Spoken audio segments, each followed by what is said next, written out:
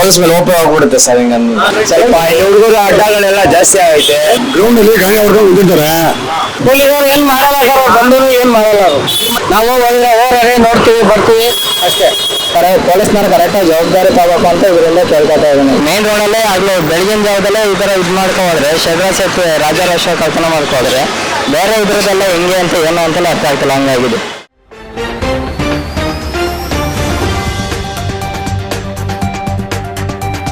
ಬೆಳಿಗ್ಗೆ 4:15 ಟೈಮಲ್ಲಿ 2 ಬೈಕಲ್ಲಿ ಬಂದಿರೋದು. 2 ಬೈಕಲ್ಲಿ ಬಂದು ಈ ಥರ ಶೆಡ್ರಾಸ್ ಮುಗಿದು ಹಿಂಗೆ ಎತ್ಕೊಂಡಿದಾರಲ್ಲ ಅಂತ.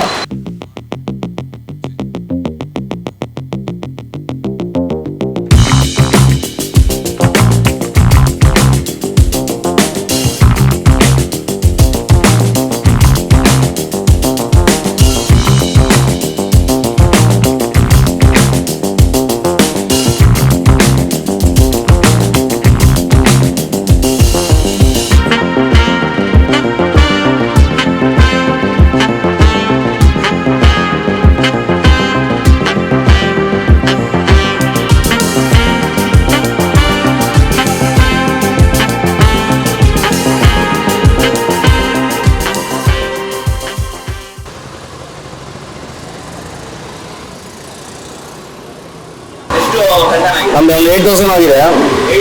ಬಟ್ ಐಟಮ್ಸ್ ಎಲ್ಲ ಹೋಗಿದೆ. ಫುಲ್ ಕೇಸ್ ಆಗಿಲ್ಲ, ಕೇಸ್ ಎಲ್ಲ ಹೋಗಿದೆ. ಗೀ ಮತ್ತೆ ವಿಷ ಕೇಸ್ ಎಲ್ಲ ಒಂದು 45 ಕೇಸಸ್ ಆಗಿದೆ. ನಮಗೆ ಹೆಚ್ಚು ಒಂದು ಅವೆಲ್ಲ ಸೇರಿ ಅಂದ್ರೆ 50,000 ಆಗಿರ್ಬೋದು. ಎಲ್ಲ ಸೇರಿ 50,000. ಗ್ರೌಂಡ್ ಅಲ್ಲಿ ಗಾಳಿ ಹೊಡ್ಕೊಂಡು ನಿಂತಿರ್ತಾರೆ. ಆ ಗ್ರೌಂಡ್ಗೂ ನಾವು ಬೀಗ ಕೊಟ್ಟಿದ್ದೀವಿ, ವೆಲ್ಡಿಂಗ್ ಮಾಡಿ. ಆಯ್ತಾ ನೋಡಿ, ಅದು ಪಾರ್ಕ್ನ ನಾವು ವೆಲ್ಡಿಂಗ್ ಮಾಡಿ ಕೊಟ್ಟಿದ್ದೀವಿ.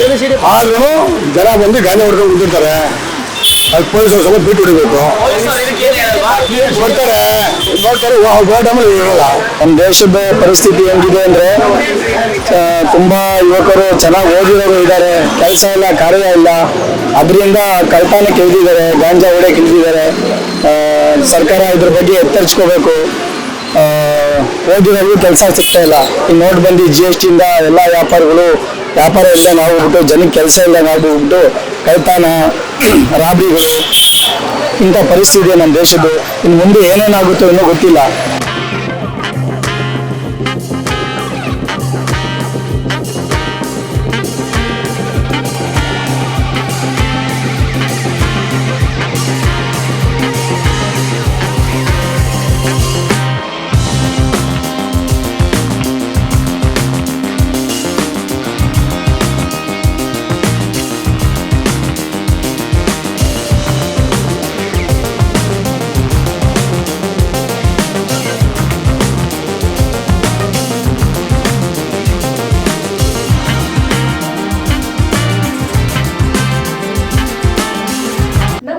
ನಿಮಗೆ ಇಷ್ಟ ಆದಲ್ಲಿ ಲೈಕ್ ಮಾಡಿ, ಶೇರ್ ಮಾಡಿ, ಕಮೆಂಟ್ ಮಾಡಿ ಮತ್ತೆ ಸಬ್ಸ್ಕ್ರೈಬ್ ಮಾಡಿ.